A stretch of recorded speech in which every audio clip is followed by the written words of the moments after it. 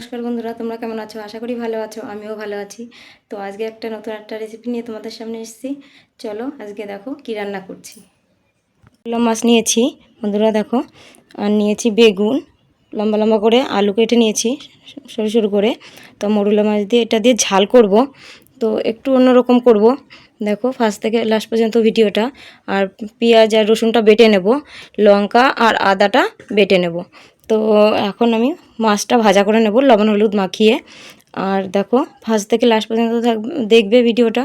খুবই সুন্দর আর খুবই টেস্টি লাগে রান্নাটা খেতে। দেখতে থাকো। লবণ দিয়ে দিচ্ছি, হলুদ দিয়ে দেব, দিয়ে এখন সুন্দর করে মাছটা মেখে নেব লবণ হলুদ দিয়ে।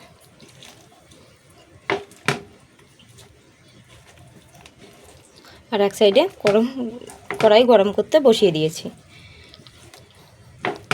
এখন তেল দিয়ে দেবো কড়াইতে। তেল গরম হয়ে গেছে বন্ধুরা, এখন আমি মাছটা দিয়ে দেবো।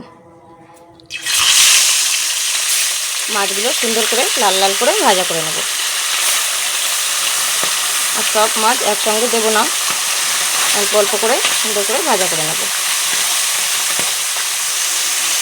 বন্ধুরা দেখো মাছগুলো কি সুন্দর লাল লাল করে আমি ভাজা করে নিচ্ছি। এরকম করে ভাজা করে নেব। তো এখন আমি নামিয়ে দেবো। এইভাবে আমি সব মাছগুলোই ভাজা করে নেব।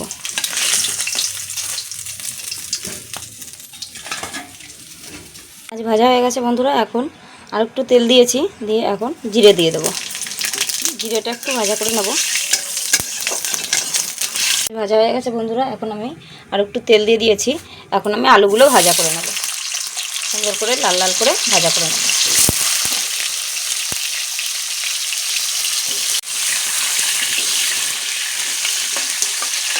ভাজার মধ্যে একটু লবণ দিয়ে দেবো, একটু হলুদ দিয়ে দেবো, তাহলে রঙটা সুন্দর আসবে আলু ভাজাটায়। এখন আমি লাল লাল করে ভাজা করে নেব। বন্ধুরা খুব সুন্দর করে ভাজা করে নিয়েছি। তো এখন আমি নামিয়ে দেবো আলু ভাজাটা।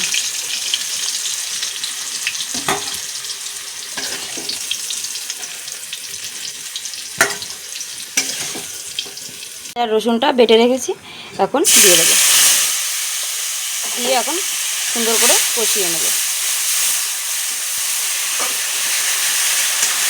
মশলাটা সুন্দর করে এখন কষিয়ে নেব। বন্ধুরা মশলাটা কষানো হয়ে গেছে, এখন আমি লঙ্কা বাটা আর আদা বাটাটা দিয়ে দেবো।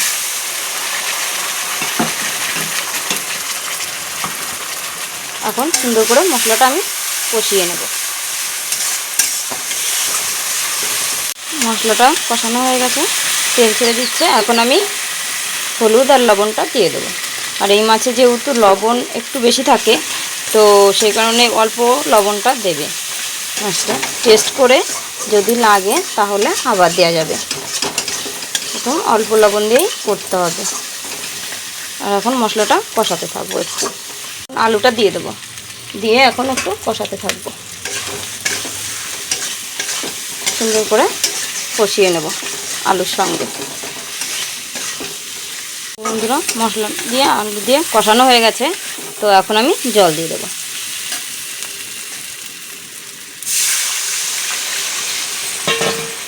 এখন ঝোলটা ফুটতে থাকবে।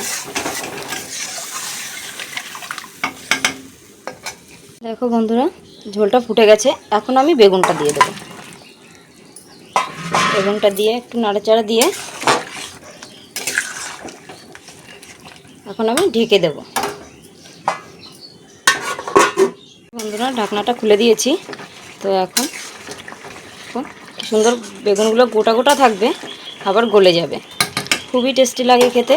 এইভাবে আমার শাশুড়ি মা রান্না করে, তো আমিও সেভাবেই রান্না করছি আজকে। ওনার মতন করেই ঝাল, আজকে মাছের ঝাল অল্প মশলা দিয়েই। আর এত টেস্ট হয় তরকারিটা, খুবই টেস্টি হয় খেতে। তো মায়ের মতনই আজকে করছি আমি। দেখো যদি ভালো লাগে, কেমন লাগছে, তাহলে ভালো লাগলে পরে সাবস্ক্রাইব করে পাশে থাকবে। আর কেমন লাগছে দেখতে অবশ্যই কমেন্ট করে বলবে কেমন হয়েছে তরকারিটা। তো আর একটু হবে। দেখো বন্ধুরা হয়ে গেছে। এখন আমি একটু ভাজা মশলা দিয়ে দেবো, ভাজা মশলা দিয়ে দিচ্ছি। আর এইভাবে মা রান্না করে, খুবই টেস্টি লাগে খেতে, অসাধারণ লাগে খেতে। তো এক তরকারি দিয়েই ভাত খাওয়া হয়ে যাবে, এত টেস্ট হয় এইভাবে রান্না করলে। তো দেখো কেমন লাগছে অবশ্যই কমেন্ট করে বলবে, আর ভালো লাগলে পরে সাবস্ক্রাইব করে পাশে থাকবে বন্ধুরা। তো এখন আমি নামিয়ে দিচ্ছি বন্ধুরা। এখন ছেলেকে খাইয়ে দেবো। তো এখন ও খেয়ে বলবে কেমন হয়েছে খেতে। এই ছেলে